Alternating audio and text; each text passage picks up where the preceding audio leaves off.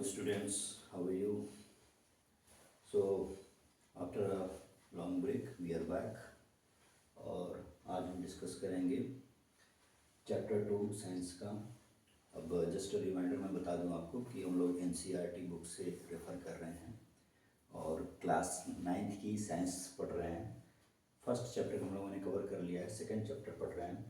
Second chapter में भी एक पार्ट कंप्लीट हो चुका है, आज दूसरा पार्ट है और कोशिश करेंगे कि आज सेकेंड चैप्टर को भी कवर कर लें, इसको कंप्लीट कर लें। तो आज का टॉपिक है which matter around us pure. अब साइंस की भाषा में क्या चीज़ प्योर है और हमारी भाषा में कॉमन लेमन लैंग्वेज में क्या प्योर है, इसमें डिफरेंसेस हैं। फॉर एग्जांपल हम लोग बोलते हैं कि दूध अगर पानी ना मिला तो शुद्ध है, लेकिन साइंस की लैंग्वेज में दूध एक मिक्सचर है। दूध किस चीज़ का मिक्सचर है? कैसीन प्रोटीन का मिक्सचर है और उसमें वाटर मिला हुआ है। जैसे मैंने बताया कैसीन प्रोटीन मिला हुआ है, वाटर मिला हुआ है, कैल्शियम मिला हुआ है, ढेर सारे मिनरल्स मिले हुए हैं। तो बहुत सारी चीज़ें मिल्क में इनफैक्ट मिली हुई हैं। तो साइंस की भाषा में, बायो की भाषा में या प्योर साइंस की भाषा में मिल्क जो है प्योर नहीं है, वो मिक्सचर है। अब मिक्सचर और प्योर यानी प्योर और इम्प्योर का कॉन्सेप्ट क्या है? उसका कॉन्सेप्ट ये है कि अगर कोई चीज़ या तो सिंगल सब्सटेंस से बनी है या फिर एक मान लो एक या दो और सब्सटेंस से मिलके बनी है, लेकिन उसकी जो प्रॉपर्टी है वो यूनिक है। अगर वो दो चीज़ों से भी बनी हुई है लेकिन उसकी प्रॉपर्टी में एक यूनिकनेस है, सिंगल प्रॉपर्टी रिफ्लेक्ट कर रही है, शो कर रही है अपने बिहेवियर में, तो ये यूनिक है। जैसे कि H2O है, वाटर है। वाटर किससे मिला हुआ है? हाइड्रोजन और ऑक्सीजन से मिलके वाटर बना हुआ है। अब हाइड्रोजन गैस है, ऑक्सीजन गैस है, लेकिन जब वो वाटर के फॉर्म में होते हैं, H2O के फॉर्म में होते हैं, तो वो लिक्विड होता है। ठीक है, तो ना तो हाइड्रोजन की अपनी आइडेंटिटी बची, ना ही ऑक्सीजन की अपनी आइडेंटिटी बची। उन दोनों की इस तरह से मिक्सअप हुए कि उनकी एक यूनिक वन सिंगलनेस आ गई, एक यूनिकनेस या वननेस आ गई उनकी प्रॉपर्टी में। तो हम बोल सकते हैं कि H2O एक प्योर कंपाउंड है या प्योर एलिमेंट है, उसको कंपाउंड हम लोग बोलते हैं। जब दो एलिमेंट्स मिक्स करके एक ऐसी यूनिक वननेस प्रोड्यूस करते हैं तो उसको कंपाउंड करते हैं, कंपाउंड बोलते हैं। ठीक है, और सिंपल लैंग्वेज में ये है कि अगर कोई चीज़ सिंपल प्रोसेस के थ्रू, फिजिकल प्रोसेस के थ्रू अगर फिल्टर आउट हो जाती है तो उसको हम लोग बोलते हैं कि वो मिक्सचर है। जैसे कि सैंड और वाटर मिला दो आप और एक फ़िल्टर पेपर से उसको छानो, फिल्टर करो, तो सैंड ऊपर रह जाएगा, वाटर नीचे आ गई। तो सैंड और वाटर जो मिक्सअप हुए उसको आप सेपरेट कर सकते हो ईजिली फिजिकल प्रोसेस के थ्रू। अब वाटर है, वाटर को भी इनफैक्ट आप अलग कर सकते हो, लेकिन फिजिकल प्रोसेस के थ्रू नहीं कर सकते, उसको इलेक्ट्रोकेमिकल प्रोसेस के थ्रू अलग कर सकते हो।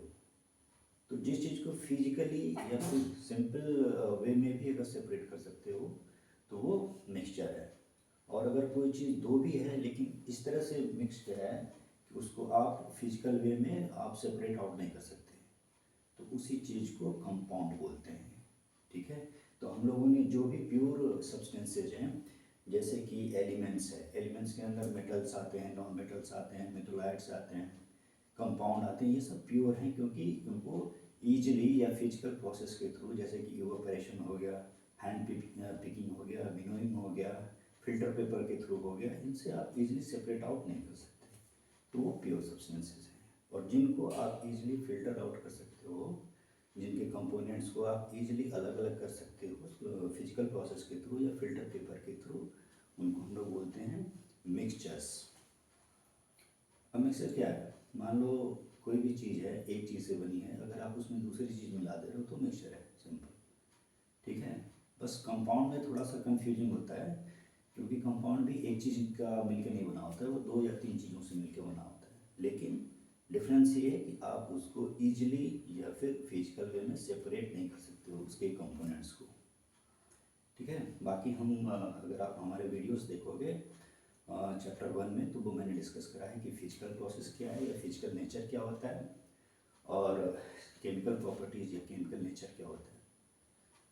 इसी में जब हम चैप्टर 2 पढ़ रहे थे तो पार्ट 1 में हमने डिस्कस करा था कि प्योर साइंस की भाषा में प्योर कंपाउंड्स क्या होते हैं। आज की वीडियो में, आज के सेशन में हम डिस्कस करेंगे कि साइंस की लैंग्वेज में या फिजिक्स की लैंग्वेज में या केमिस्ट्री की लैंग्वेज में इम्प्योर यानी मिक्सचर्स क्या होते हैं। ठीक है, so let's begin with mixtures.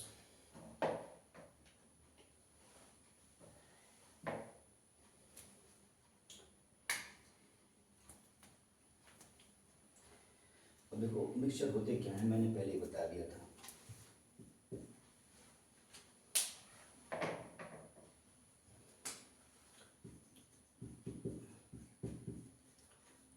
Mixture की सबसे बड़ी प्रॉपर्टी या सबसे इजी वे में पहचानने का, आइडेंटिफाई करने का तरीका ये है कि वो सिंगल सब्सटेंस, एक सब्सटेंस की नहीं होगी, उसमें एक से ज़्यादा होंगे तभी वो मिक्सचर होगा।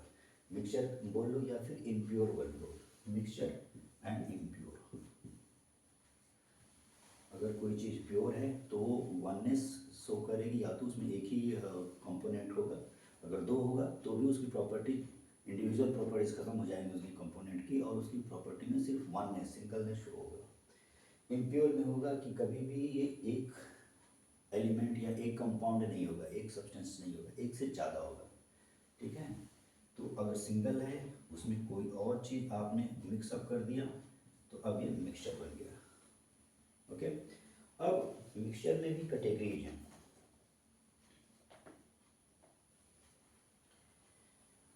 मिक्सचर में कैटेगरीज क्या है? Homogeneous mixture, heterogeneous mixture, broad way में एक बोलते हैं होमोजेनियस मिक्सचर और दूसरा हो गया हेटेरोजेनियस मिक्सचर। होमोजेनियस मिक्सचर और हेटेरोजेनियस मिक्सचर। अब होमोजेनियस मिक्सचर का मतलब क्या है कि इस तरह से मिक्सअप हुई हैं चीज़ें कि आपको ऐसा लगेगा कि उसमें कुछ मिक्सिंग नहीं हुआ है, वो सिंगल सब्सटेंस है। ठीक है वो मिक्सचर, दो चीज़ें मिली हुई हैं, लेकिन इस तरह से मिली हुई हैं कि आप अगर फिजिकली उसको देखोगे तो ऐसा लगेगा कि वो एक ही चीज़ है। फॉर एग्जाम्पल शुगर सोल्यूशन,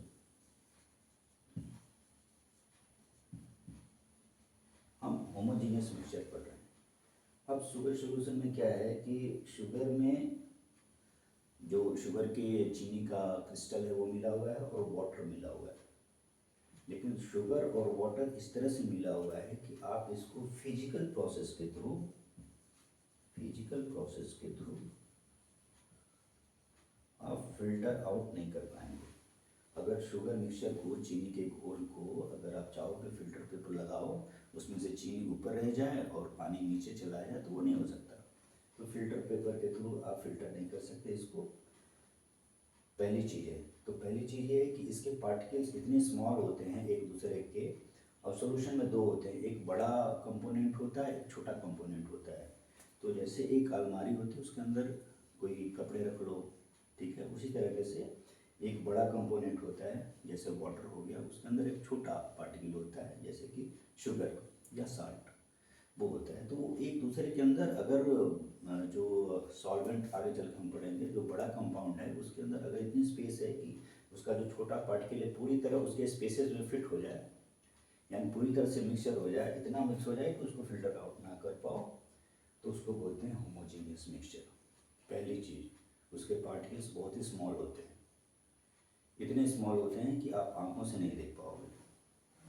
ठीक है, और दूसरी चीज़ ये होती है कि उसको फिजिकल प्रोसेस के थ्रू आप फिल्टर आउट नहीं कर पाओगे। फिल्टर आउट हो जाएगा अगर शुगर सोल्यूशन को है, पानी को उबालो, चीनी का घोल है, पानी में उबालो, क्या होगा, पानी इवेपोरेट हो जाएगा। इवेपोरेशन क्या है? फिजिकल प्रोसेस है, हमने चैप्टर 1 में पढ़ी थी। ठीक है, तो फिल्टर तो हो जाएगा, चीनी ऊपर रह जाएगी, चीनी नीचे रह जाएगी और सारा पानी इवेपोरेट हो जाएगा, तो हो जाएगा, लेकिन वो फिजिकल प्रोसेस से हो जाएगा, इजीली नहीं होगा, फिल्टर पेपर के थ्रू नहीं होगा। और अगर आप देखेंगे तो फिजिकल ऑब्जर्वेशन से देखेंगे तो ऐसा लगेगा कि किसी चीज़ का मिक्सअप नहीं है, बल्कि एक सिंगल सब्सटेंस है। अब दूसरी चीज़ ये होती है कि जो दो कंपोनेंट्स होते हैं, जैसे शुगर सॉल्यूशन में क्या है, sugar plus water, sugar plus water है। अब ये जो दो कंपोनेंट्स होते हैं इसके, इनका जो प्रोपोर्शन देखोगे किस तरह से मिक्सअप होते हैं, तो होमोजीनियस मिक्सचर में यूनिफॉर्मली मिक्सअप होते हैं। यूनिफॉर्मली मतलब कि हर जगह एक ही बराबर इसका प्रोपोर्शन रहता है। लेट्स से अगर ये शुगर का सॉल्यूशन है तो ऐसा नहीं कि यहाँ पे चीनी बहुत ज़्यादा हो जाएगी, ठीक है, और यहाँ पे चीनी एकदम रहेगी ही नहीं। जैसे कि वाटर होता है ना H2O, H2O रहता है कि हाइड्रोजन 2 होगा, ऑक्सीजन 1 होगा। तो वैसे ही जो होमोजीनियस मिक्सचर होते हैं इसमें यूनिफॉर्मली जितना शुगर यहाँ है, मान लो 2 ml शुगर यहाँ है तो 2 ml शुगर यहाँ भी होगा। पूरे सॉल्यूशन के थ्रू आउट एक ही प्रोपोर्शन में सारी चीज़ें यूनिफॉर्मली डिस्ट्रीब्यूटेड होती हैं, बराबर बराबर समान अनुपात में हर जगह मिक्सअप होती है होमोजीनियस के केस में। ये सब मैं इसलिए बता रहा हूँ क्योंकि जब आप हेट्रोजीनियस मिक्सचर पढ़ेंगे तो उसको डिफ्रेंशिएट करना, अंतर करना आसान हो जाएगा। फॉर एग्जांपल हेट्रोजीनियस मिक्सचर क्या होता है कि उसको फिजिकल प्रोसेस के थ्रू भी आप सिंपल सेपरेट आउट कर सकते हो। जैसे कि मैंने एक छोटा सा एग्जांपल दिया, सैंड और वाटर का solution, sand plus water. Sand और वाटर का सॉल्यूशन भी एक मिक्सचर है, लेकिन अगर आप सैंड और वाटर के सॉल्यूशन को फिल्टर पेपर के थ्रू छानने की कोशिश करो, फिल्टर आउट करने की कोशिश करो, तो बड़े इजीली आप सैंड ऊपर आ जाएगा, पानी नीचे चला जाएगा। पहली चीज़ इजीली फिल्टर हो जाएगा, और दूसरी चीज़ ये है कि इसके पार्टिकल्स जो होते हैं यूनिफॉर्मली डिस्ट्रीब्यूटेड नहीं होते। ठीक है, आप सैंड को कितना भी चम्मच से घोलो पानी में, कितना भी अच्छे तरीके से घोलो, तो 2 मिनट के लिए छोड़ दो, आपको पूरा जो सैंड है, सैंड नीचे की तरफ ज़्यादा दिखेगा, ऊपर या तो दिखेगा ही नहीं या फिर इक्का दुक्का दिखेगा। यानी यहाँ पे सैंड ज़्यादा हो गया इस एरिया में, और इस एरिया में सैंड कम हो गया या फिर हुआ ही नहीं। तो ये जो अब सॉल्यूशन है ये यूनिफॉर्मली डिस्ट्रीब्यूटेड नहीं है। मतलब हेट्रोजीनस मिक्सचर में उसके जो कंपोनेंट्स होते हैं वो यूनिफॉर्मली डिस्ट्रीब्यूटेड नहीं होते। होमोजीनस मिक्सचर में वो यूनिफॉर्मली डिस्ट्रीब्यूटेड होते हैं। अब सैंड से ही समझ लो, आप सैंड सॉल्यूशन से ही समझ लो कि होमोजीनियस जो मिक्सचर होगा वो सेटल डाउन नहीं होता। सेटल डाउन का मतलब ये है कि वो प्रेसिपिटेट नहीं होता। साइंस की लैंग्वेज में सेटल डाउन को बोल सकते हो प्रेसिपिटेशन, प्रेसिपिटेट नहीं होता। लेकिन अगर हेट्रोजीनियस मिक्सचर है तो स्लोली अगर आप उसको अनडिस्टर्ब्ड, उसको आप हिलाओ नहीं, सैंड का सॉल्यूशन उसको हिलाओ नहीं, चम्मच से छोड़ दो, ऐसे अनडिस्टर्ब्ड छोड़ दो, तो सैंड धीरे धीरे सटल हो जाएगी, नीचे जम जाएगी या फिर प्रेसिपिटेट हो जाएगी। ठीक है, तो होमोजीनियस मिक्सचर हेट्रोजीनियस मिक्सचर का एक थोड़ा सा आइडिया आपको हो जाना चाहिए होता है। मिक्सचर क्या है, क्लियर है। मिक्सचर में 2 ब्रॉड कैटेगरीज हैं, होमोजीनियस मिक्सचर और हेट्रोजीनियस मिक्सचर। ठीक है, तो एक ब्रॉड वे में आपने अंतर देख लिया।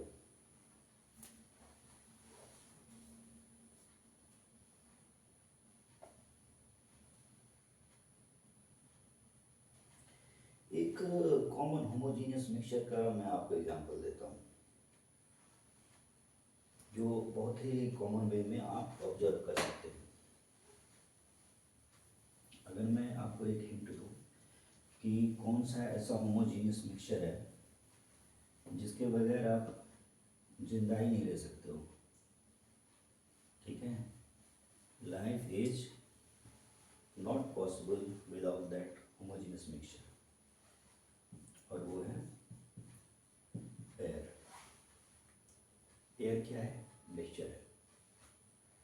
किस चीज़ का मिक्सचर है, मेनली 2 ही इसमें कंपोनेंट्स होते हैं, एक जिससे हम सांसें ले रहे हैं और दूसरी वो जिससे पौधे एक तरीके से सांस ले रहे हैं। पौधे सांस नहीं ले रहे हैं इनफैक्ट उनको, लेकिन सारी एनर्जी, या ये बोल लो कि अगर ये उसकी कमी हो जाए तो पौधे रेनी प्लांट सर्वाइव ही नहीं कर पाएंगे। ठीक है, और वो है नाइट्रोजन। Nitrogen, oxygen. हमारे लिए ऑक्सीजन बिल्कुल ऐसा है कि इसके बगैर जी नहीं सकते। नाइट्रोजन कुछ ऐसे ही प्लांट्स के लिए कि इसके बगैर प्लांट्स नाइट्रोजन के बिना जी नहीं सकते। वो अपनी प्रोटीन नाइट्रोजन के थ्रू बनाते हैं, नाइट्रोजन फिक्सेशन आपने सुना होगा। ठीक है, तो ऑक्सीजन कितना होता है, 21%, नाइट्रोजन कितना होता है 78%, कितना हो गया 99% तो यही हो गया ना। अब 1% में बाकी 8-9 जो भी गैसेज हैं वो इसमें एयर में मिक्स होती हैं। तो एयर क्या है, एक मिक्सचर है। किस तरह का मिक्सचर है, होमोजीनियस मिक्सचर है। क्यों होमोजीनियस मिक्सचर है, क्योंकि अगर आप एक गिलास मान लो एयर लेते हो, गिलास में एयर नहीं ले सकते, मान लो बलून में एयर ले रहे हो, तो बलून में एयर ले रहे हो तो ऐसा नहीं कि यहाँ पे नाइट्रोजन बहुत ज़्यादा मिल जाएगी, यहाँ पे नाइट्रोजन बहुत कम मिलेगी, यहाँ पे नाइट्रोजन उससे भी कम मिलेगी, नहीं। 78% यहाँ भी, 78% यहाँ भी, 78% यहाँ भी, 78% यहाँ भी, हर जगह इक्वली डिस्ट्रीब्यूट, पूरे एयर के थ्रू इक्वली 78%। अगर एक पर्सन में तो हर पर्सन में 78 ही दिखेगी वो नाइट्रोजन, यूनिफॉर्मली डिस्ट्रीब्यूटेड। ठीक है, तो ये क्या है, होमोजीनियस मिक्सचर है। मड होता है, मड, मड क्या होता है, सोइल प्लस वाटर। मड में सॉइल और वाटर मिला होता है, कीचड़। अब क्या है कि किसी ग्लास में आप मिट्टी डालो, मिट्टी डाल के घोल लो, वो मड बन जाएगा। तो उसमें क्या है, वो भी सेम है, अगर छोड़ दोगे सारी मड प्रेसिपिटेट हो जाएगी। अब यहाँ पे मड का प्रोपोर्शन ज़्यादा दिखेगा, ऊपर कम दिखेगा, बीच में थोड़ा और डिफरेंट दिखेगा, मतलब वो यूनिफॉर्मली डिस्ट्रीब्यूटेड नहीं होगी। ठीक है जी।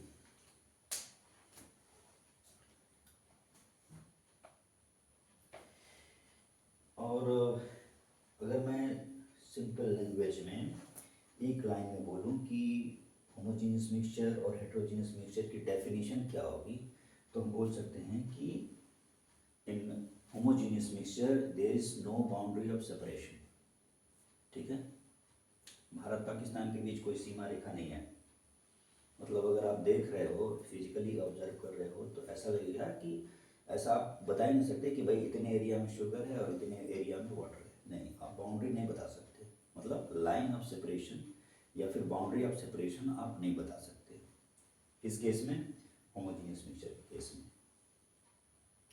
और अगर हेट्रोजीनियस मिक्सचर है तो you can always tell that there is always a boundary of separation which can be physically observed.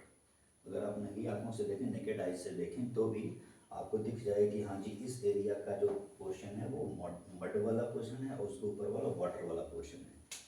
ठीक है, अब अगर मान लो किसी बर्तन में सॉइल और वाटर रखा हुआ है तो आपको दिख जाएगा, ये एक बाउंड्री दिख जाएगी, इसके नीचे सॉइल है और इसके ऊपर वाटर है। ठीक है, तो when you notice that there is a line of separation, जब आपको पता चल जाएगा कि एक बाउंड्री है जहाँ से आपको सेपरेशन दिख रहा है, तो वो क्या है, हेट्रोजीनियस मिक्सचर है। अगर बाउंड्री नहीं है, भारत पाकिस्तान एक हो गए, तो दैट्स होमोजीनियस मिक्सचर। ठीक है, एक ये डिफरेंस है।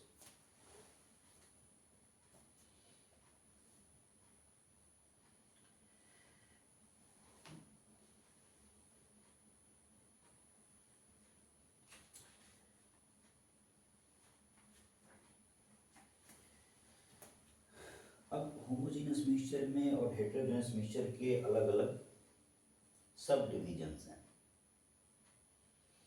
और वीडियो थोड़ा लेंदी हो जाएगा, लेकिन लेट्स कवर करते हैं, इस चीज़ को कवर करते हैं।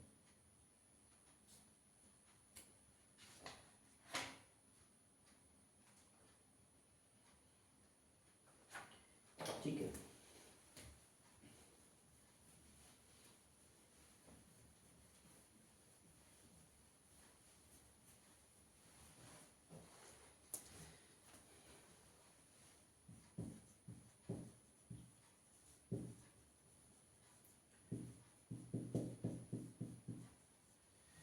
Homogeneous mixture. अब होमोजीनियस मिक्सचर के सब टाइप्स देखते हैं कि इसके अंदर और क्या क्या चीज़ें आती हैं। इसको फर्दर ब्रेक डाउन करें तो इसमें क्या क्या चीज़ें आती हैं। जैसे क्लास का है, क्लास का अगर दो डिवीजन करें, दो कैटेगराइजेशन करें, तो क्या होगा, एक तरफ लड़कियां एक तरफ लड़के। अब लड़कों में भी अगर कैटेगराइज करें तो 4 फुट के नीचे वाले लड़के, 4 फुट के ऊपर वाले लड़के, 5 फुट के, 10 फुट के लड़के। ठीक है, तो उसी तरीके से फर्दर कैटेगराइजेशन, एक होमोजीनियस हेट्रोजीनियस मिक्सचर या ब्रॉड वे में हो गया मिक्सचर का कैटेगराइजेशन। अब हम लड़कों में भी देखेंगे कि 2 फुट का लड़का कौन है, 4 फुट का कौन है, 6 फुट का कौन है। होमोजीनियस मिक्सचर की भी फर्दर कैटेगराइजेशन देखेंगे इसमें। तो इसके सब टाइप्स क्या होते हैं, एक हो गया सोल्यूशन,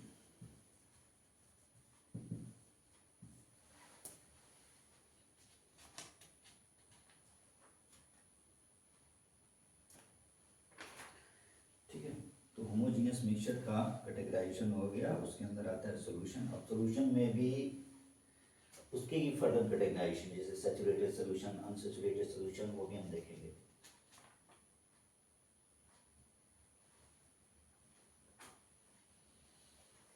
और हेट्रोजीनियस मिक्सचर,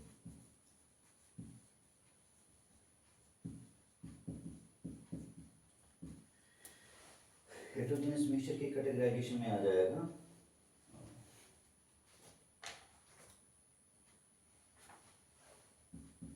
कोलॉइड और सस्पेंशन।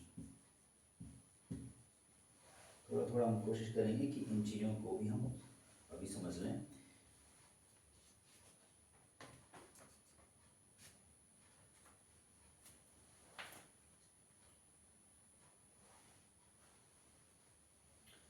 ठीक है, तो होमोजीनियस मिक्सचर का सब टाइप है सॉल्यूशन, और हेट्रोजीनियस मिक्सचर का होता है सब टाइप कोलाइड और सस्पेंशन।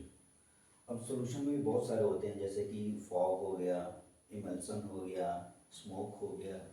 ठीक है, सॉल्यूशन में सॉलिड से सॉलिड का सॉल्यूशन, सॉलिड से लिक्विड का सॉल्यूशन क्या बोलेंगे, सॉलिड और लिक्विड का सॉल्यूशन क्या बोलेंगे, गैस और गैस टू सॉल्यूशन क्या बोलेंगे, ये सब फर्दर इसके भी ब्रेक डाउन हो जाएंगे।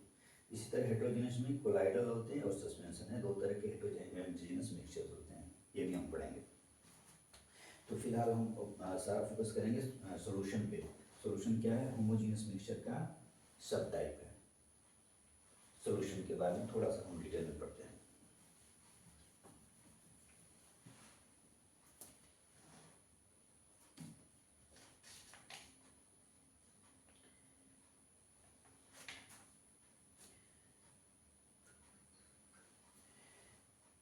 अब देखो, मैंने आपको पहले ही बताया था कि होमोजीनियस मिक्सचर क्या होते हैं, कि आप बाउंड्री ऑफ सेपरेशन को डिटरमाइन नहीं कर सकते।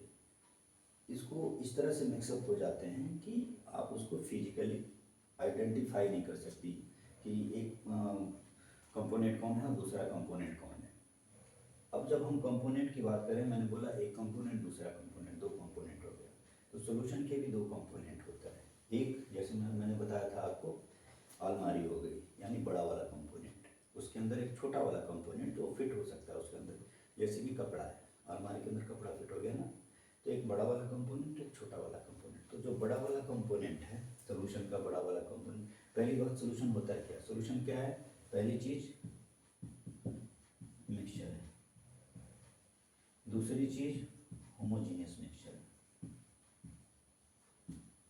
ठीक है, अगर ऐसे पूछा जाए कि सॉल्यूशन होता है क्या है, solution is mixture of one, और वन तो हो ही नहीं सकता, more than one components. Solution is mixture of one then more components. ठीक है, दूसरी चीज solution is homogeneous type of mixture. ये दो चीजें हो गई। अब जो बड़ा वाला कंपोनेंट, जैसे मैंने बताया अलमारी के बड़े वाले कंपोनेंट को बोलते हैं सॉल्वेंट, मेजर कंपोनेंट। और जो छोटा वाला कंपोनेंट है उसको बोलते हैं सॉल्यूट, स्मॉल, स्मॉलर या फिर माइनर, माइनर कंपोनेंट। छोटा वाला कंपोनेंट है सॉल्यूट हो गया। यानी सॉल्यूशन के दो पार्ट हैं, सॉल्वेंट और सॉल्यूट। अब ये सॉल्वेंट और सॉल्यूट को थोड़ा सा ध्यान देना पड़ेगा, क्योंकि यही जो टर्म है सॉल्वेंट और सॉल्यूट, एक मेजर वाला कंपोनेंट, एक माइनर वाला कंपोनेंट, इसके नाम अलग अलग टाइप के सॉल्यूशंस में या अलग अलग टाइप के हेट्रोजीनियस मिक्सचर्स में अलग हो जाएंगे। जैसे जब हम हेट्रोजीनियस मिक्सचर पढ़ेंगे तो उसमें कोलाइडल और सस्पेंशन आएगा। तो कोलाइडल में जो सॉल्वेंट होगा उसको डिस्पर्सन फेज बोलेंगे, और जो सॉल्यूट होगा वो डिस्पर्स मीडियम बोलेंगे। डिस्पर्स मीडियम बोलेंगे सॉल्वेंट को, और डिस्पर्स फेज बोलेंगे सॉल्यूट को। ठीक है, ये टर्म बदल जाएंगे। वैसे ही जब हम ये पढ़ेंगे कोलाइडर पढ़ेंगे, सस्पेंशन पढ़ेंगे। सस्पेंशन में क्या होगा कि जो सॉल्वेंट होगा उसको बोलेंगे सस्पेंशन मीडियम, और जो उसके अंदर पार्टिकल्स तैर होंगे छोटे वाले जो पार्टिकल्स सॉल्यूट होंगे उसको बोलेंगे सस्पेंडेड पार्टिकल्स। आगे जब वो पढ़ेंगे तो उसको और डिटेल में पढ़ेंगे, लेकिन मैंने इसलिए बोला कि आप इस चीज़ को ध्यान रखो क्योंकि अलग अलग जो सोल्यूशन होंगे या अलग अलग जो मिक्सचर होंगे उसमें मेजर कंपोनेंट के और माइनर कंपोनेंट के नाम चेंज होते जाएंगे। बेसिक कॉन्सेप्ट वही रहेगा, इनके टर्म बोलने का जो टर्म जो है उसको चेंज हो जाएगा वो अलग अलग मिक्सचर के हिसाब से। ठीक है, तो अभी हम सॉल्यूशन पढ़ रहे हैं। सॉल्यूशन केस में जो भी मेजर कंपोनेंट है उसको सॉल्वेंट बोलेंगे और जो स्मॉल कंपोनेंट है उसको सॉल्वेंट बोलेंगे।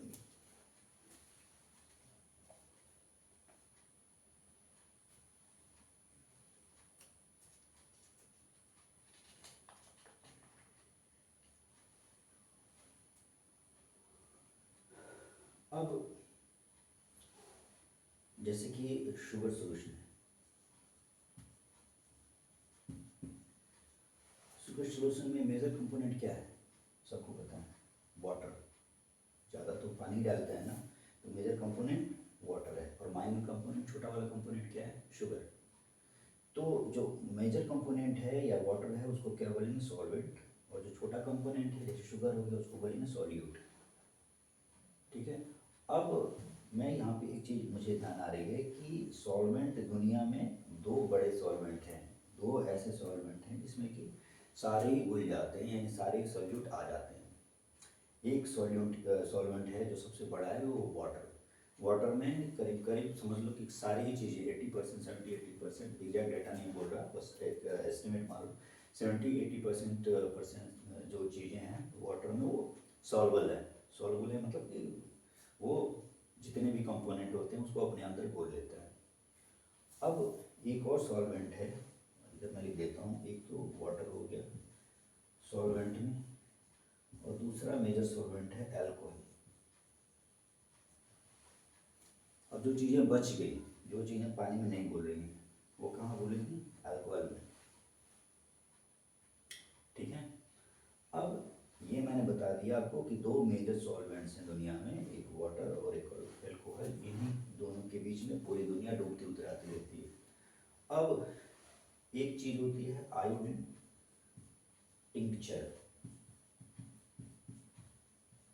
इस चीज़ को आप ध्यान रखना, ये पूछा जाता है। तो ये सारी भूमिका कहानी में इसलिए बांध रहा था इसको याद रखने के लिए। आयोडीन टिंक्चर को, आयोडीन टिंक्चर क्या होता है कि इसमें आयोडीन एक सॉलिड है, ये किस चीज़ में मिक्स होता है, ये आयोडीन वाटर में मिक्स नहीं हो पाता। आयोडीन को अगर कहीं संभाल के रखना है या फिर किसी चीज़ से मिक्सअप करना है तो वो वाटर के अंदर मिक्स नहीं होगी। आयोडीन हमेशा किस चीज़ के अंदर होगी, अल्कोहल के अंदर मिक्स होती है। आयोडीन और अल्कोहल का मिक्सचर बनता है। तो आयोडीन और अल्कोहल के सोल्यूशन को क्या बोलते हैं, आयोडीन टिंक्चर। ये पूछा जाता है, ये आप दिमाग में रखिएगा।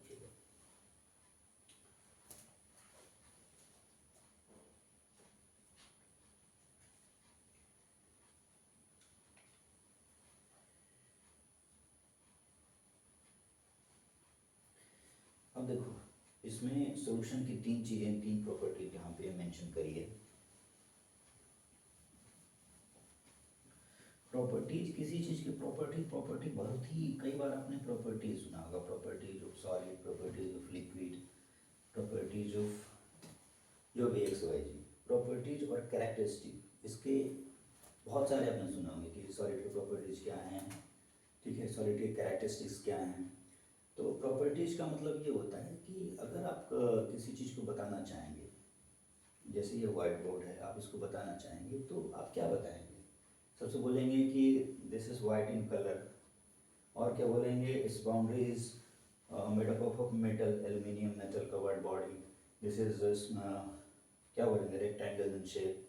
तो रेक्टेंगल इन शेप बोला आपने, एल्यूमिनियम बाउंड्री बताई आपने, वाइट कलर बताया आपने। तो ये क्या बताया आपने, इसकी प्रॉपर्टीज बताया कि ये जी इसमें ये चीज़ पाई जाती है। अगर कोई अनजान आदमी आपसे पूछता है कि आप कहाँ रहते हो, तब क्या बताओगे, टाउन में रहता हूँ, दिल्ली में रहता हूँ, यूपी में रहता हूँ, ये सारी चीज़ें बताओगे ना। तो वैसे ये क्या होगी, प्रॉपर्टीज हो गई।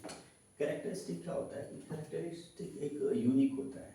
जैसे मैं पूछूं कि देश का पीएम कौन है, तो आप 1000 लोगों के नाम नहीं बता सकते ना, एक ही नाम बताओगे। तो वैसे ही कैरेक्टरिस्टिक्स मतलब एक तरीके की यूनिक प्रॉपर्टी होती है। जैसे मीडिया की कैरेक्टरिस्टिक्स क्या होती है, पहले चैप्टर में मैंने डिस्कस करा था। पूरी सारी चीज कहानी नहीं बताऊंगा, बस ये है कि जैसे कि लस्टर होता है उसमें शाइनिंग होती है, सोनोरस होता है, रिंगिंग साउंड होती है, ठीक है। उसके अंदर से आप थिन शीट्स निकाल सकते हो आप। तो ये सब सारी चीज़ें मैंने बोला था, डक्टाइल होता है, ये सब चीज़ें बताई थी। तो ये डक्टाइल क्या हो गया, डक्टाइल एक यूनिक प्रॉपर्टी हो गई, उसकी खास पहचान हो गई, तो वो हो गया कैरेक्टरिस्टिक। प्रॉपर्टीज क्या होगी, मतलब कि जनरल वे में उसके अंदर क्या क्या चीज़ें डिस्प्ले होती हैं, जिसको अगर मैं ये लक्षण बता दूं तो आप तुरंत अंदाजा लगा लो, वो हो गया प्रॉपर्टीज। तो वैसे ही सॉल्यूशन की प्रॉपर्टीज क्या होती है कि जैसे मैंने बताया शुरू में ही कि ये इतने इसके पार्टिकल स्मॉल होते हैं कि आप फिजिकल वे में ऑब्जर्व नहीं कर सकते हो। तो मतलब इसको आप this can not be seen bye naked eyes, या ये ऐसे बोल लो कि इसके जो पार्टिकल्स होते हैं, particles not visible by naked eyes, आप ना अपनी खुली आंखों से इसे नहीं देख सकते, पहली चीज। दूसरी चीज ये होती है कि एक होते हैं जनरल इफेक्ट, मैं थोड़ी देर में बताता हूँ इसको। जनरल इफेक्ट, ये जनरल इफेक्ट डिस्प्ले नहीं करते हैं। और तीसरी चीज ये होती है कि जैसे मैंने शुरू में बताया, ये सेटल डाउन नहीं होते, these do not settle down. Settle down का मतलब क्या है, इसको साइंस की टर्म में बोलते हैं प्रेसिपिटेट। ये प्रेसिपिटेट नहीं होते। ये तीनों चीज आपको ध्यान रखनी है। These are not visible by naked eyes. These do not show Tyndall effect. Tyndall effect को मैं बता ही देता हूँ। Tyndall effect क्या होता है कि एक साइंटिस्ट थे Tyndall नाम के, उनके नाम पे उन्होंने जो डिस्कवरी करी थी उसकी वजह से ही Tyndall effect पड़ा। जैसे कि हमारे यहाँ के जो साइंटिस्ट हैं सी वी रमन, तो उनके नाम पे रमन इफेक्ट पड़ा है ना, आकाश ब्लू क्यों दिखता है, उन्होंने बताया था समंदर का पानी ब्लू क्यों दिखता है, ये सब बताया था, वो रमन इफेक्ट है।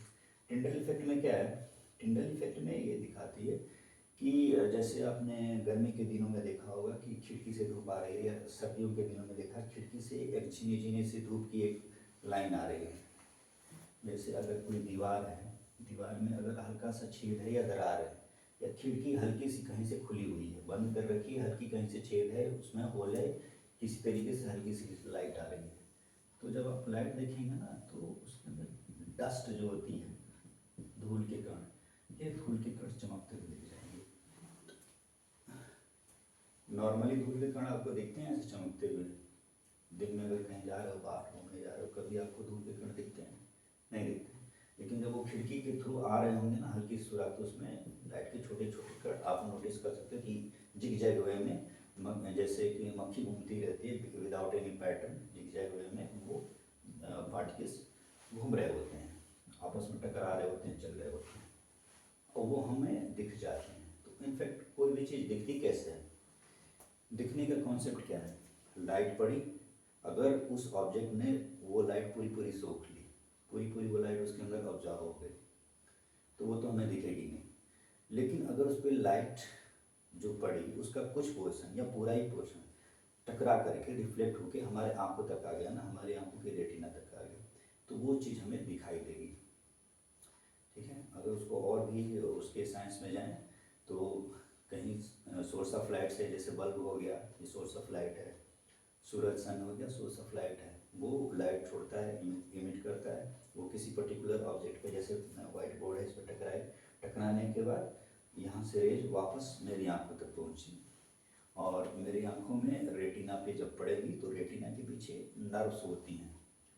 नर्व्स क्या होती हैं, नर्व्स को कैरी करके ब्रेन में के एक पार्ट होता है जो कि हमारे विजन के लिए रिस्पॉन्सिबल होता है, फ्रंटल लोब में, आगे चल के पढ़ेंगे। तो वहाँ पे वो उसको डिकोड करती है, लाइट जैसे कोई चीज़ कोड लैंग्वेज में होती है ना, अल्फ़ा बीटा डेल्टा गामा, तो उसको हिंदी अनुवाद कर दो, नहीं नहीं अल्फ़ा का मतलब ये है। इस तरह से लाइट वहाँ पे ब्रेन के पोर्शन में डिकोड होती है और वो फिर हमारा दिमाग बता देता है कि आप ये चीज़ देख रहे हैं। तो कॉन्सेप्ट ये है कि अगर कोई चीज़ टकरा के लाइट हमारी आँख तक पहुँचती है तो हम देखते हैं, ठीक है। तो यहाँ पे ये जो डस्ट पार्टिकल्स होते हैं ये इतने बड़े बड़े होते हैं कि लाइट को सीधे सीधे गुजरने नहीं देते हैं। लाइट इन पे पड़ी और ये टकरा के वापस हमारी आंखों तक आ जाती है। लाइट पड़ी डस्ट पार्टिकल पे और डस्ट पार्टिकल ने रिफ्लेक्ट कर दिया, सीधे सीधे नहीं जाने दिया, वो हमारी तक आंखों तक आ गए, इसलिए वो डस्ट पार्टिकल हमें दिख गए, ठीक है। तो कहने का मतलब ये है कि ये पार्टिकल्स इतने बड़े हैं या इतने साइज में ज़्यादा है, साइज ही बोलो, साइज में ज़्यादा है कि वो लाइट की पार्टिकल्स को डिफ्लेक्ट कर दे रहे हैं। जैसे कोई बैट खेल रहा है ना, क्रिकेट खेल रहा है, वो आ रही उधर से बॉल, उसने 4 रन मार दिया, फ्लिक कर दिया, जो भी कर दिया, स्क्वायर हिट कर दिया, तो ये डिफ्लेक्ट होकर हमारी आंखों तक आ रहे हैं। अब इसमें जो पार्टिकल्स होते हैं, सोल्यूशन के जो पार्टिकल्स होते हैं वो इतने छोटे होते हैं साइज में कि लाइट आई और उन पार्टिकल्स के जो गैप होते हैं ना उसके थ्रू निकल गई, या पार्टिकल्स के ऊपर पड़ी हुई। तो अब जैसे पार्टिकल्स भी क्या होते हैं कि पार्टिकल्स आपको लगेगा ना कि वो ठोस है, बॉल है, लेकिन बॉल के अंदर भी गैप है, इलेक्ट्रॉन है, प्रोटॉन है, वो इलेक्ट्रॉन रन कर रहा है न्यूट्रॉन के थ्रू, और न्यूट्रॉन और इलेक्ट्रॉन के बीच गैप है। वो लाइट उस न्यूट्रॉन और इलेक्ट्रॉन के बीच से निकल गई, समझ रहे हो। वो इतने छोटे होते हैं कि वो पार्टिकल से के थ्रू गो थ्रू कर जाती है लाइट, वो रिफ्लेक्ट नहीं कर पाती, ठीक है। जैसे मान लो कि अगर लाइट एक भाला है, तो ये जो पार्टिकल्स हैं ना इसके सोल्यूशन के पार्टिकल, वो एक मच्छर है, और भाला चल रहा है, बीच में मच्छर आ गया तो भाला पे फर्क पड़ेगा? नहीं पड़ेगा, डिफ्लेक्ट नहीं हो रहा है ना भाला। वैसे ही वो इतने पार्टिकल्स छोटे होते हैं सोल्यूशन के कि वो लाइट की रेज को डिफ्लेक्ट नहीं कर पाते, तो टिंडल इफेक्ट वो क्या करते हैं, शो नहीं करते। और ये जो लाइट को डिफ्लेक्ट कर रहे हैं डस्ट पार्टिकल्स, इस इफेक्ट को बोलते हैं टिंडल इफेक्ट, ठीक है। और तीसरी चीज़ है कि सेटल डाउन नहीं होते। बाकी आगे की चीज़ें जो भी हम पढ़ेंगे, इन तीनों चीज़ों पे बड़ा ही इम्पैक्ट पड़ेगा। जैसे कि अगर हम हेट्रोजीनियस सॉल्यूशन पढ़ेंगे, हेट्रोजीनियस मिक्सचर्स में पढ़ेंगे, तो हेट्रोजीनियस मिक्सचर में सस्पेंशन पढ़ेंगे, कोलाइड्स पढ़ेंगे। तो अब ये वहाँ पे देखेंगे हम लोग कि वहाँ पे पार्टिकल बड़े बड़े होते हैं। जैसे सैंड सॉल्यूशन, सैंड बड़ा है, वो लाइट क्या, वो कोई भी चीज़ डिफ्लेक्ट कर देगा हल्की फुल्की। तो वहाँ पे हम ये अब पढ़ रहे हैं कि वहाँ पे वो लाइट की रेज को डिफ्लेक्ट करेगा सैंड, ठीक है। और वो आंखों से दिखेगा भी, विजिबल भी होगा सैंड, और सैंड प्रेसिपिटेट भी होगा, ठीक है। तो ये डिफरेंस करने के लिए, डिफ्रेंशिएट करने के लिए ये पॉइंट्स आपको माइंड में रखने होंगे। तो याद रखिए, solutions they are not visible by, particles are not visible, सब पार्टिकल्स पे ही है, particles are not visible by naked eyes, they show Tyndall effect, और they are not, they are not, they don't exhibit Tyndall effect, they do not show Tyndall effect। या फिर simple language में बोलो कि दो they particles of solution do not deflect the sun rays, ठीक है।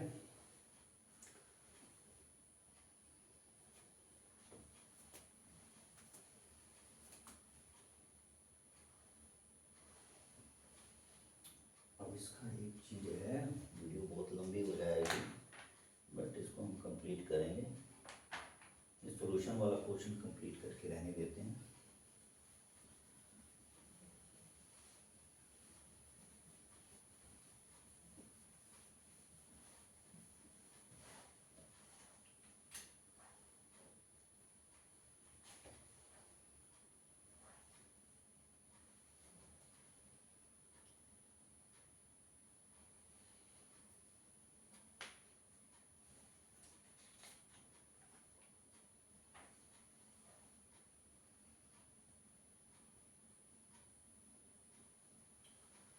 अब एक दो और सॉल्यूशंस हम लोग देख लेते हैं।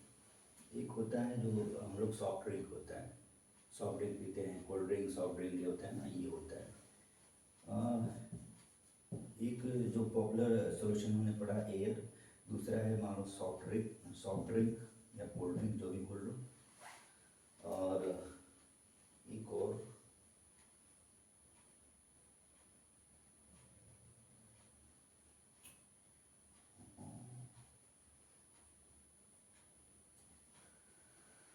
एलॉय।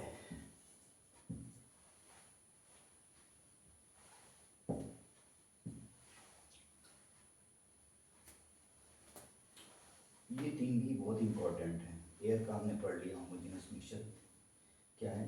अब इसमें ये जो चीज़ मैं बता रहा हूँ, एयर, सॉफ्ट ड्रिंक और एलॉय, इसको मैं ऐसे बोल रहा हूँ कि जनरली क्या होता है सॉल्यूशन में, एक पार्टिकल सॉलिड होता है, दूसरा लिक्विड होता है। जैसे शुगर सॉल्यूशन है, शुगर क्या है, सॉलिड है, वाटर लिक्विड है। तो वैसे ही अगर मान लो दोनों ही सॉलिड हो गए, दोनों ही लिक्विड हो गए, या फिर एक सॉलिड एक लिक्विड हो गया, मतलब सॉल्वेंट सॉलिड हो गया, सॉलिड लिक्विड हो गया, इस तरह से अलग अलग कंपोजिशन होगा तो क्या होगा। जरूरी नहीं है कि जो सॉल्वेंट होगा हमेशा ही लिक्विड होगा, ठीक है। 90% केसेस में सॉल्वेंट लिक्विड मान लो हो गया, लेकिन ये ऐसा नहीं है कि हमेशा ही सॉल्वेंट लिक्विड ही होगा, सॉल्वेंट गैस भी हो सकता है, इसलिए मैं ये चीज़ मेंशन कर रहा हूँ। अब यहाँ की एयर के केस में सॉल्वेंट क्या है और सॉल्यूट क्या है, ये चीज़ देखते हैं। तो एयर के केस में सॉल्वेंट क्या है, गैस है, सॉल्यूट क्या है, गैस है। अगर मैं एयर का बताऊं सॉल्वेंट क्या है वैसे पूछूं तो बड़ा वाला कंपोनेंट क्या हो गया, नाइट्रोजन हो गया ना, 78%। 78% नाइट्रोजन है, तो मान लो कि नाइट्रोजन सॉल्वेंट हो गया और वो गैस है।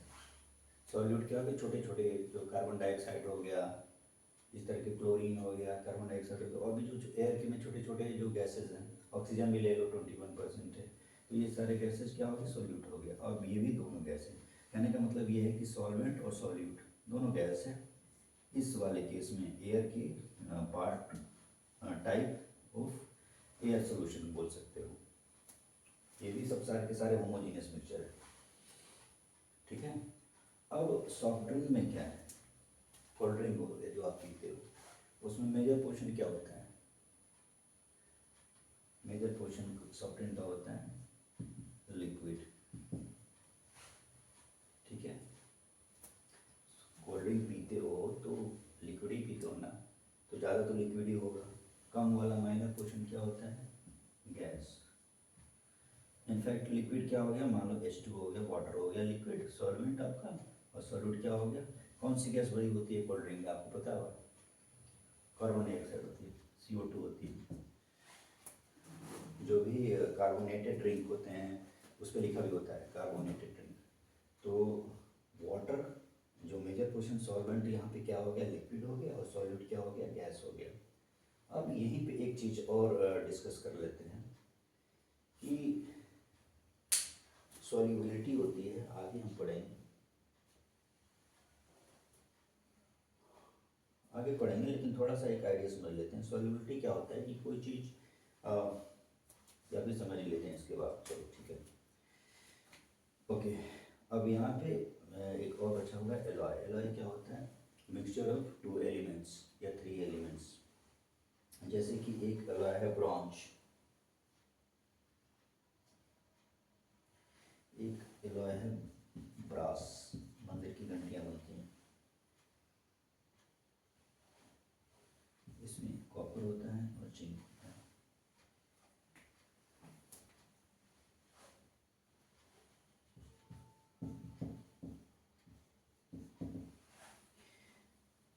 ठीक है। एक एलॉय होता है ब्रास, मंदिर की घंटियाँ जैसे मैंने बताया होती हैं, इसकी इसकी बनी होती हैं ब्रास की। इसमें कॉपर होता है, मेजर कंपोनेंट सॉल्वेंट बोल सकते हो, और जो सॉल्यूट होता है वो जिंक होता है 30%। अब इसमें क्या है, इसमें सॉल्वेंट क्या है, लिक्विड है, नहीं गैस है, नहीं, क्या है, इसमें सॉलिड है। सॉल्वेंट भी सॉलिड और सॉल्यूट भी सॉलिड।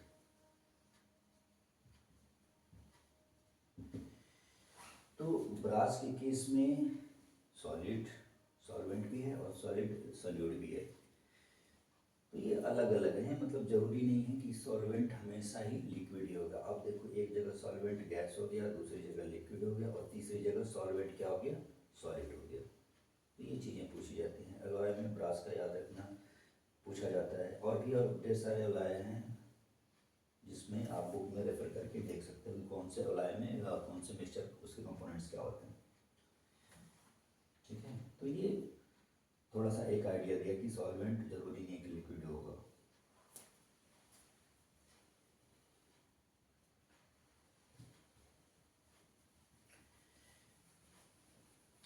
हम सिर्फ सॉल्यूशन के बारे में पढ़ेंगे।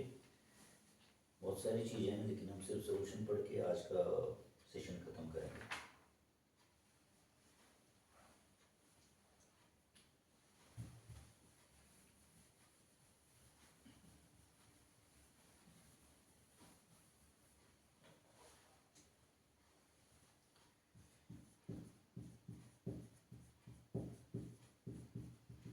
Concentration of solution.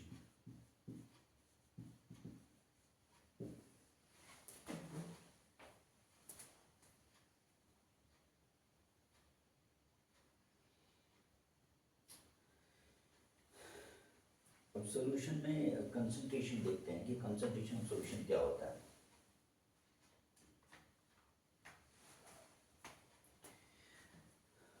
एक एग्जांपल लेते हैं सॉल्ट सॉल्यूशन का।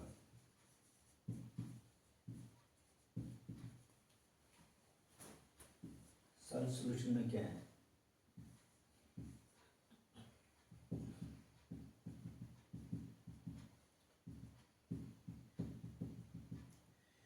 इसके अंदर सॉल्वेंट वाटर हो गया और सॉल्यूट क्या हो गया, साल्ट हो गया, वाटर हो गया, साल्ट सॉल्यूट हो गया और वाटर सॉल्वेंट हो गया। आप एक चीज़ मुझे बताइए कि अगर ये सॉल्ट सॉल्यूशन बना रहे हैं, सॉल्ट सॉल्यूशन बना रहे हैं, तो वाटर में आप ऑब्वियसली सॉल्ट डाल रहे हैं, तो क्या एक कितना भी आप सॉल्ट डालते जाएंगे ये सॉल्यूशन बनता ही रहेगा या सॉल्यूशन के ही फॉर्म में रहेगा या उस पर इम्पैक्ट नहीं पड़ेगा? मैं सिंपल ये बोलना चाहता हूँ कि एक लिमिट तक अगर आप सॉल्ट डालेंगे तब तक तो वो सॉल्यूशन ही रहेगा। जैसे कि सॉल्यूशन की प्रॉपर्टीज क्या होती है, नेकेड आई से उसके पार्टिकल्स विजिबल नहीं होते, प्रॉपरली घुल जाता है उसके। जैसे अलमारी के अंदर पूरे पूरे कपड़े फिट हो गए, अब आपने नहीं माना, डालते ही गए सॉल्ट, डालते ही गए सॉल्ट, खूब ढेर सारा सॉल्ट डाल दिया, तो एक ऐसी स्टेज आएगी जहाँ से उससे ज़्यादा सॉल्ट अब और इसके अंदर घुल नहीं सकता। एक लिमिट के बाद सॉल्ट इसमें और डिजॉल्व नहीं हो सकता, घुल नहीं सकता। तो जब वो लिमिट, जो थ्रेशोल्ड होती है, जो लिमिट होती है, उसको क्या बोलते हैं, सॉल्युबिलिटी। सॉल्युबिलिटी, किसी चीज़ की लिमिट क्या है, ठीक है ना, इसमें कितना घुलेगा सॉल्यूट, इसके अंदर कितना डिजॉल्व होगा, उसकी लिमिट कितनी है, इस चीज़ को बोलते हैं सॉल्युबिलिटी। ठीक है। अब सॉल्युबिलिटी बढ़ भी सकती है, घट भी सकती है। जैसे रूम टेम्परेचर पे सॉल्युबिलिटी एक स्टेज तक होती है, अगर उसी चीज़ को गर्म कर दो तो सॉल्युबिलिटी बढ़ भी जाती है। फॉर एग्जांपल, अगर आप सॉल्ट बोलते जा रहे हैं, मान लीजिए आपने 10 mg या 10 ग्राम ही मान लो, 10 ग्राम आपने सॉल्ट डाला। इसके बाद अगर आप बढ़ा रहे हैं अमाउंट, 12 ग्राम डाल रहे हैं, 20 ग्राम डाल रहे हैं, तो अब ये फर्दर इसकी कैपेसिटी नहीं है कि उसको रिजॉल्व कर सकते। वो जो एक्स्ट्रा सॉल्ट होगा ये नीचे प्रेसिपिटेट होने लगेगा। ठीक है, तो आप बोल सकते हो कि हाँ जी 10 ग्राम तक तो ठीक है, 10 ग्राम तक तो ये साल्ट सॉल्युबल हो जाएगा, तो 10 ग्राम इसकी सॉल्युबिलिटी हो गई। अब इस चीज़ को हीट करो, इसको फ्लेम्स दो, जिस पानी में आप नमक घोल रहे हो उस पानी को उबालो।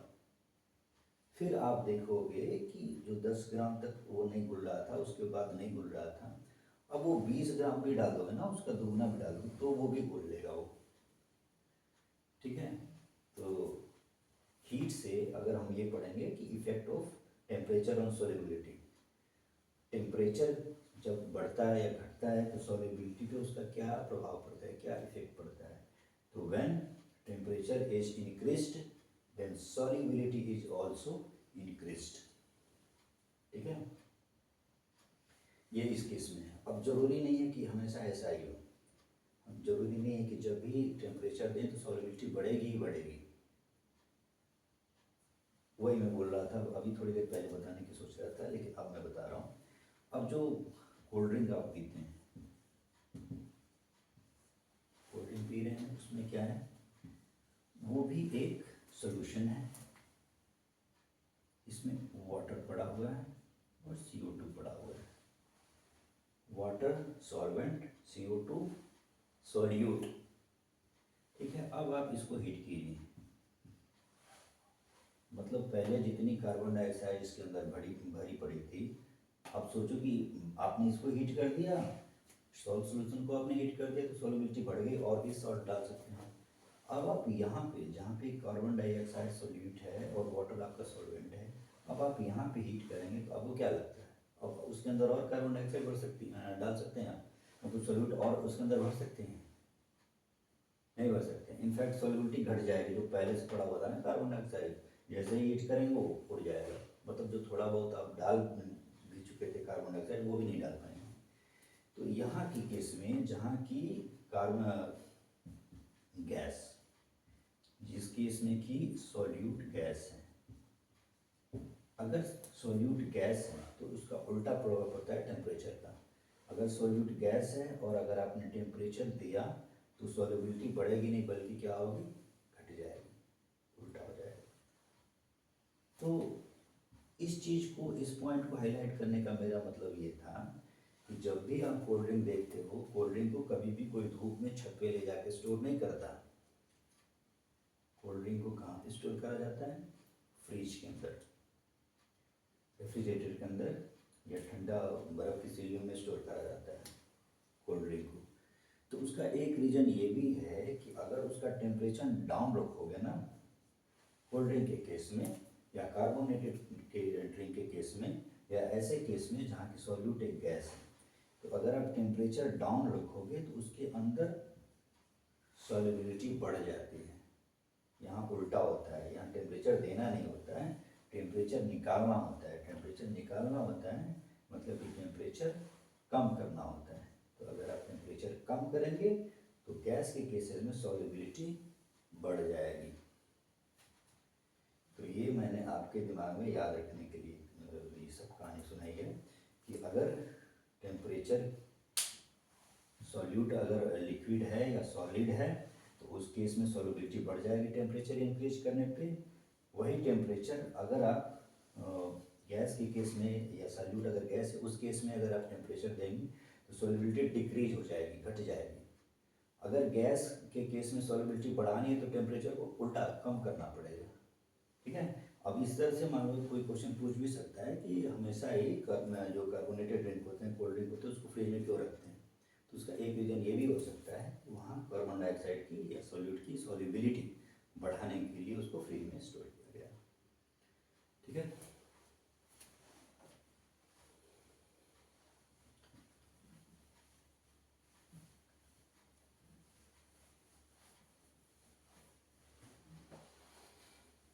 हाँ जी। अब इसमें हम सॉल्ट उसमें पोर डाउन कर रहे थे एक लेवल तक, एक थ्रेशोल्ड आ गया, उससे ज़्यादा इसमें सॉल्ट डिजॉल्व नहीं हो सकता।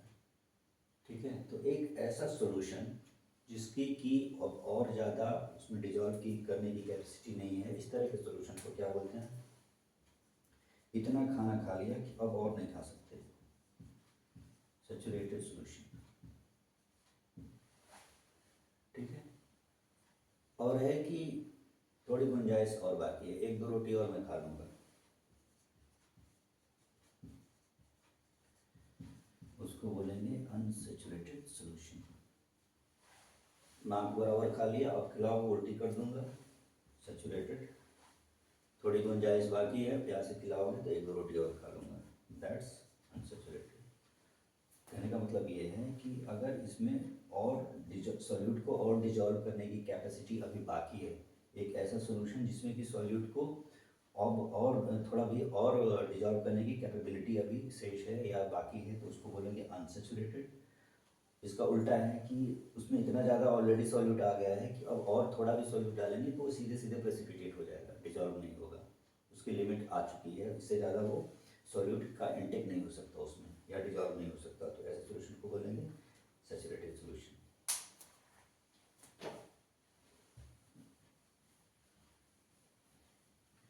ठीक है, सैचुरेटेड सॉल्यूशन समझ में आ गया। अनसैचुरेटेड सॉल्यूशन को आ गया समझ में क्या होता है।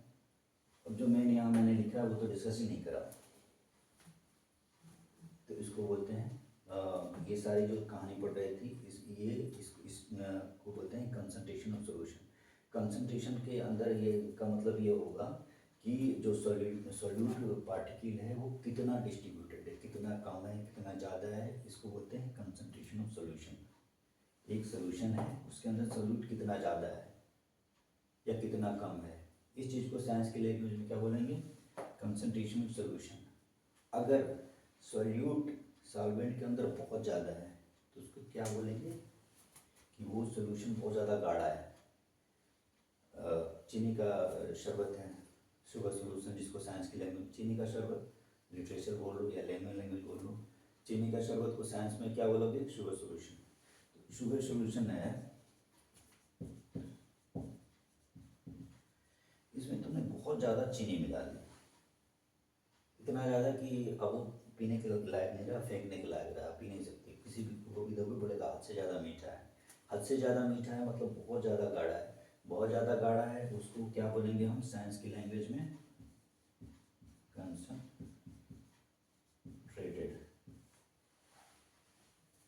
ठीक है, इसको बोलो very thick. Very thick in what, very thick in solute amount.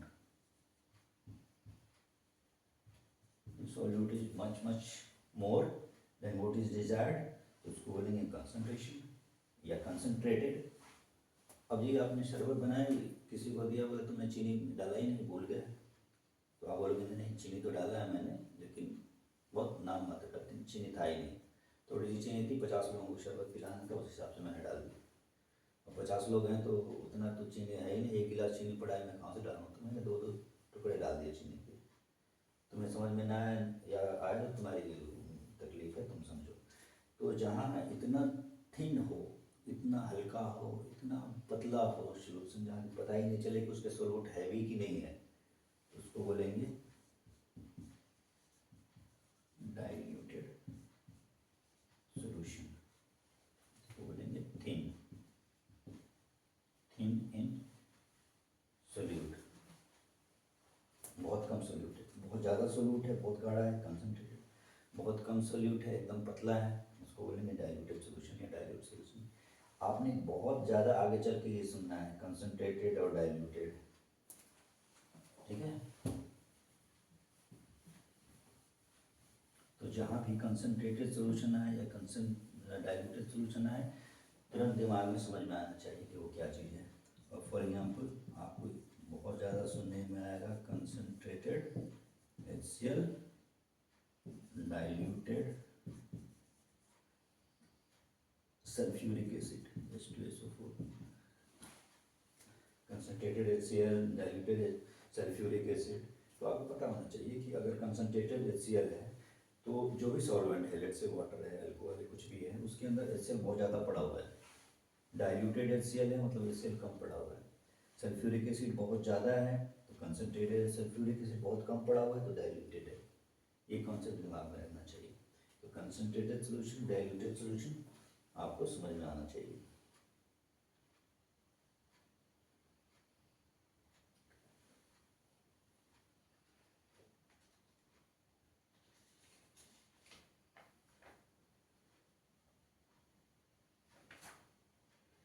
ठीक है, अब आज के लिए लास्ट पॉइंट डिस्कस करते हैं सॉल्यूशन के अंदर। थोड़ा और रहता तो मैं आपको कोलाइड और सस्पेंशन में बताता, लेकिन छोड़ो।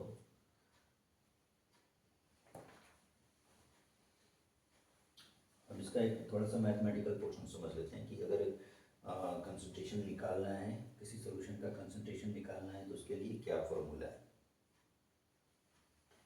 तो कंसंट्रेशन ऑफ सॉल्यूशन, मान लो ऐसे लिखा हो, concentration of solution is equal two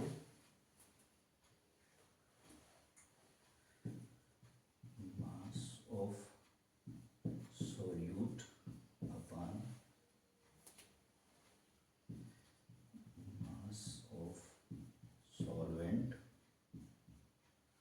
into 100। अब ये फॉर्मूला रट लो आप। कंसंट्रेशन ऑफ सॉल्यूट क्या है, solute mass of solute upon mass of solvent multiply by 100।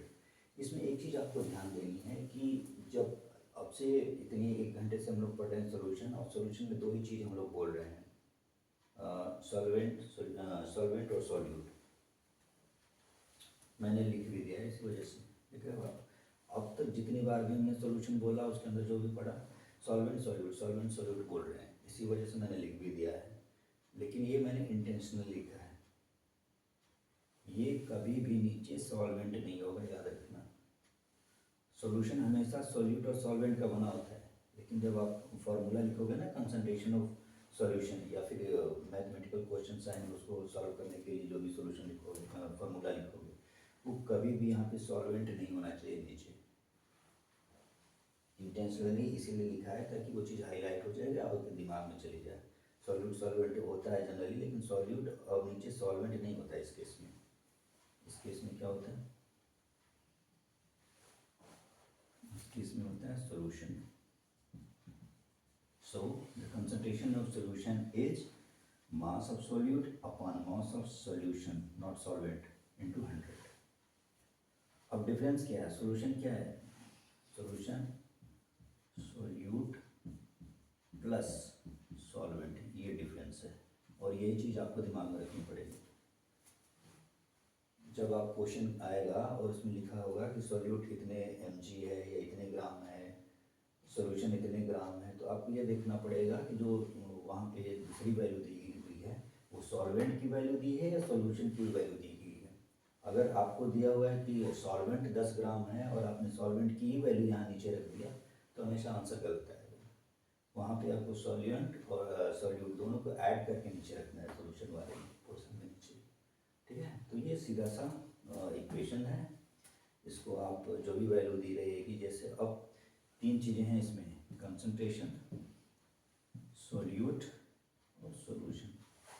इसमें से 2 क्वेश्चन में होंगे, कंसंट्रेशन आपको दिया होगा कितना है, सॉल्यूट कितना है, और सॉल्यूशन आपको बताना पड़ेगा, मास ऑफ सॉल्यूशन आपको बताना पड़ेगा।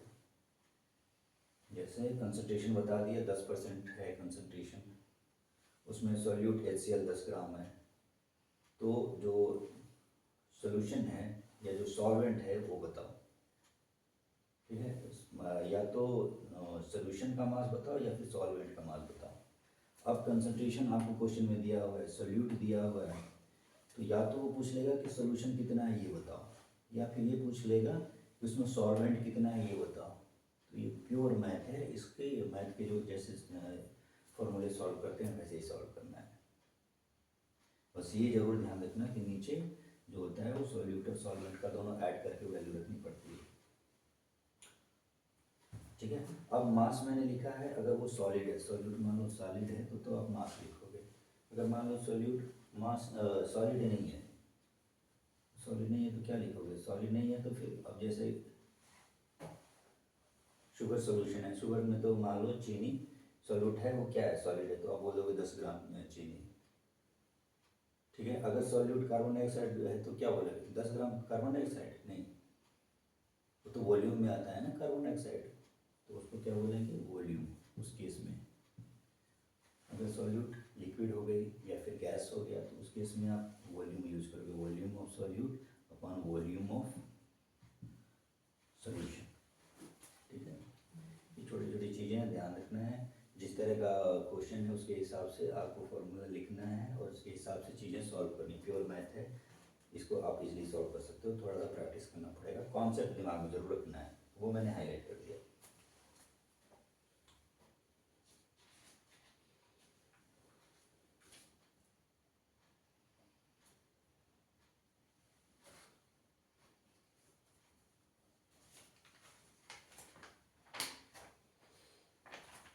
चलो जी, अब सॉल्यूशन का मिक्सचर में एक रिकैप कर लेते हैं, हमने क्या क्या पढ़ा। हमारे पास थोड़ी सी चीज़ें रह गई हैं, अब मैं सोच रहा हूँ कि उसको अगले सेशन में ही डिस्कस करेंगे, क्योंकि थोड़ा ज़्यादा लेंथी हो जाएगा।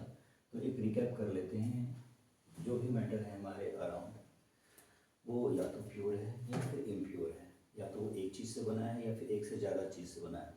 एक चीज़ से बना है प्योर, एक चीज़ से ज़्यादा से बना है मिक्सचर। मिक्सचर को बोलेंगे इम्प्योर या मिक्सचर, दोनों एक ही चीज़ है। अब प्योर वाला में है कि एक ही प्रॉपर्टी या एक ही कैरेक्टरिस्टिक उसमें शो होती है, जैसे वो डक्टाइल है, उसमें थिन शीट्स निकाल सकती हैं, या फिर वो लस्टरस है, छत पे रख देंगे उसके अंदर एक चमक होगी, ठीक है। और अगर एक से ज़्यादा चीज़ हो गई, मिक्सचर हो गया। मिक्सचर में भी अगर वो चीज़, दो चीज़ें मिल करके, दो एलिमेंट्स मिल करके एक ऐसा एलिमेंट बना रहे हैं जो जो जो उसके जो कॉन्स्टिट्यूएंट पार्टिकल्स हैं वो अपनी आइडेंटिटी लूज कर रहे हैं, और एक तीसरी चीज़ बना रहे हैं, वो एक अलग ही नई चीज़ बना रहे हैं। तो इस तरह में है तो वो दो चीज़ से बने हुए, लेकिन प्रॉपर्टी एक शो हो रही है, तो उसको बोलेंगे वो भी प्योर ही है, ठीक है। और ऐसे प्योर एलिमेंट्स के मिक्सचर को बोलते हैं कंपाउंड, ठीक है। हाइड्रोजन क्या है, नॉन मेटल है। ऑक्सीजन क्या है, नॉन मेटल है। दोनों मिक्स हो जाएंगे तो एक लिक्विड बनती है, दो एलिमेंट्स मिक्स करके। जनरली ये मिक्सचर होना चाहिए, लेकिन इस तरह से मिक्सअप होते हैं कि आप उसको फिजिकल वे में या फिजिकल प्रॉपर्टी के थ्रू डिस्ट्रीब्यूट नहीं कर सकते, वो वन प्रॉपर्टी शो करने लगते हैं, ऐसा लगता है कि वो एक ही चीज़ है। और उसको बहुत ही स्पेसिफिक वे में आप सेपरेट आउट कर सकते हैं, जैसे कि वाटर के केस में इलेक्ट्रोकेमिकल वे में इलेक्ट्रोलिसिस के थ्रू आप हाइड्रोजन और ऑक्सीजन को अलग कर सकते हो। तो इस तरह के केसेस में जहाँ दो हैं एक्चुअली लेकिन एक ही प्रॉपर्टी शो कर रहे हैं, उसको भी हम प्योर ही कंसीडर करते हैं। और यहाँ दो एलिमेंट जब इस तरह से मिक्सअप होते हैं तो उसको बोलते हैं कंपाउंड। तो compound and element both are pure substances, ये ध्यान रखिएगा। मिक्सचर के केस में क्या होता है कि उसके जो भी कॉन्स्टिट्यूएंट्स पार्टिकल होते हैं वो अपनी अपनी प्रॉपर्टी को बना के रखते हैं। जैसे सैंड है, वाटर है, दोनों को मिक्स करोगे ना तो सैंड की प्रॉपर्टी फिर भी उसके अंदर दिखेगी और वाटर की प्रॉपर्टी अलग दिखेगी, दोनों अपनी अपनी अलग अलग प्रॉपर्टी शो करते रहेंगे। तो इस तरह की चीज़ें जहाँ दो चीज़ें मिल जाती हैं लेकिन मिलने के बाद भी अपनी आइडेंटिटी बरकरार रखते हैं, बता सकते हो कि ये वाटर है, ये सैंड है। तो इस तरह की चीज़ों को बोलते हैं मिक्सचर, वो आइडेंटिटी लूज नहीं करते। अब मिक्सचर में भी कुछ ऐसे परफेक्ट मिक्सचर हो जाते हैं कि जहाँ बाउंड्री लाइन नहीं बता सकते, ऐसे देख के नहीं बता सकते कि ये वाटर है, ये शुगर है। तो ऐसे मिक्सचर्स जहाँ की आइडेंटिटी या लाइन ऑफ बाउंड्री नहीं होती, या लाइन ऑफ सेपरेशन नहीं होता, या बाउंड्री ऑफ सेपरेशन नहीं होता, नेकेड ऐसे बता नहीं सकते। तो इस तरह के जो मिक्सचर्स होते हैं उसको होमोजीनियस मिक्सचर बोलेंगे, जहाँ की नेकेड ऐड से ही खुली आंखों से आप बता नहीं सकते देख करके। उसके पार्टिकल्स जो होते हैं बहुत ही माइन्यूट होते हैं, इतने माइन्यूट होते हैं कि अगर लाइट रेज आ रही है तो उसको जाने देते हैं, वो डिफ्लेक्ट नहीं कर पाते, बहुत ही छोटे होते हैं। टिंडल इफेक्ट वो शो नहीं करते हैं, या लाइट रेज को गो थ्रू कर देते हैं, सिंपली वो रिफ्लेक्ट नहीं करते लाइट रेज को। दूसरी चीज़, और तीसरी चीज़, वो प्रेसिपिटेट नहीं होते, सेटल डाउन नहीं होते, जमते नहीं। तो इस तरह की जो तीन चार प्रॉपर्टी शो हो रहे हैं, इस तरह के मिक्सचर्स को क्या बोलते हैं, होमोजीनियस मिक्सचर। अगर ये तीनों प्रॉपर्टीज नहीं शो रही तो हेटेरोजेनियस मिक्सचर, ठीक है। उल्टा हेटेरोजेनियस मिक्सचर में क्या होगा, वो सेटल डाउन हो जाएगा, खुली आंखों से भी दिखेगा, और उसमें लाइन ऑफ बाउंड्री साफ साफ दिखेगा कि ये वाला पोर्शन मड में जैसे होता है, ये वाला पोर्शन मिट्टी का है और ऊपर वाला पोर्शन वाटर का है। लाइन ऑफ सेपरेशन या बाउंड्री ऑफ सेपरेशन आपको डिस्टिंग्विशली, आपको क्लियर कट आपको दिखाई देगी हेटेरोजेनियस मिक्सचर के केस में। होमोजीनियस के मिक्सचर के केस में सॉल्यूशन आता है। सॉल्यूशन के अंदर अभी हम लोग पूरा फोकस सॉल्यूशन पे ही कर रहे थे, और सॉल्यूशन के केस में सॉल्वेंट होता है, सॉल्यूट होता है। ज़रूरी नहीं है कि हमेशा सॉल्वेंट लिक्विड ही होगा, सॉल्वेंट गैस भी हो सकता है, ठीक है। सॉल्वेंट सॉलिड भी हो सकता है। जैसे कि ये जो गद्दे होते हैं, ये बेड होता है, जो दबने वाले गद्दे, फोम होता है, फोम बोल लीजिए एक तरीके से। तो फोम में क्या होता है, जो मेजर पोर्शन जो दिखता है वो सॉलिड होता है, उसके अंदर छोटा पोर्शन क्या होता है, छोटा पोर्शन होता है एयर। फोम के अंदर एयर ट्रैप्ड होती है, ठीक है। तो बोल सकते हैं कि वहाँ फोम के केस में सॉल्वेंट क्या हो गया, सॉलिड हो गया, और सॉलिड क्या हो गया, गैस हो गया।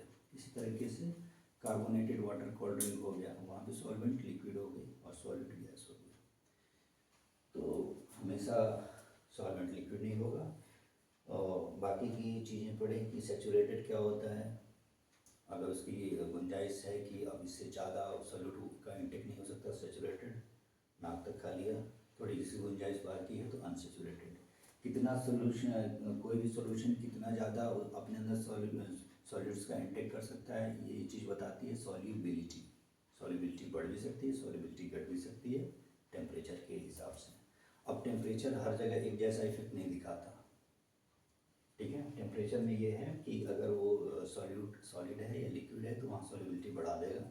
वही टेम्परेचर अगर सॉल्यूट गैस हो गई तो सॉल्युबिलिटी डिक्रीज कर देता है। एक रीज़न ये भी है कि कोल्ड ड्रिंक को हम लोग फ्रिज में रखते हैं। ये पढ़ा कंसंट्रेशन, हमने पढ़ा कंसंट्रेशन ऑफ सॉल्यूशन क्या होता है। सिंपल परसेंटेज निकालते हैं भाई, टोटल मार्क्स हैं उसमें से मैथ में कितने मार्क आए, ठीक है। 600 का पेपर है पूरा, total Hindi English math science सब मिला करके, उसमें मैथ में कितने नंबर मिले। उसी तरीके से यहाँ भी डिस्कशन कैलकुलेट लेंगे कि सोल्यूशन अगर का कंसंट्रेशन है तो उसमें सोल्यूशन अगर पता है तो हम बता देंगे कि वो कंसंट्रेशन कितना है। तीन चीज़ें, तीनों में से एक भी चीज़ अगर हमें दिया हुआ है तो तीन चीज़ों में से दो चीज़ दी हुई है तो हम तीसरी चीज़ निकाल सकते हैं। सिंपल मैथ का फॉर्मूला है। ध्यान रखने वाली बात सिर्फ ये है कि नीचे सोल्यूशन है, सॉल्वेंट नहीं है। और सोल्यूशन क्या है, सॉल्यूट और सॉल्वेंट दोनों का एड अप करके बना हुआ है। तो इस फॉर्मूले से हम ये चीज़ें कैलकुलेट कर सकते हैं। और क्या हमने पढ़ी,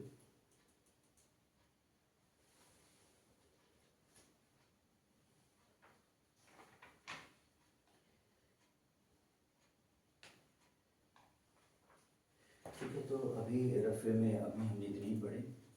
अभी तक हम लोग होमोजीनियस मिक्सचर के बारे में पढ़ रहे थे। अब जो नेक्स्ट वीडियो जो हमारा होगा, नेक्स्ट सेशन होगा, वो हमारा फोकस होगा हेट्रोजीनियस मिक्सचर पे। हेट्रोजीनियस मिक्सचर में हम कोलाइड्स के बारे में पढ़ेंगे और सस्पेंशन के बारे में पढ़ेंगे। कोलाइड्स और सस्पेंशन दो ही टॉपिक रह जाते हैं इस चैप्टर में, लेकिन जब हम इसके बाद वाला नेक्स्ट वीडियो डिस्कस करेंगे तो सस्पेंशन कोलाइड तो पढ़ेंगे, इसके अलावा एक पूरा ओवरव्यू, एक हल्का सा डिफरेंशिएशन चार्ट बनाएंगे कंपाउंड में और मिक्सचर में क्या डिफरेंस है ये डिस्कस कर लेंगे। Chemical properties, physical property already हमने डिस्कस कर रखी है, तो अब नेक्स्ट वीडियो में बाकी चीज़ें हम डिस्कस करेंगे। Thank you so much.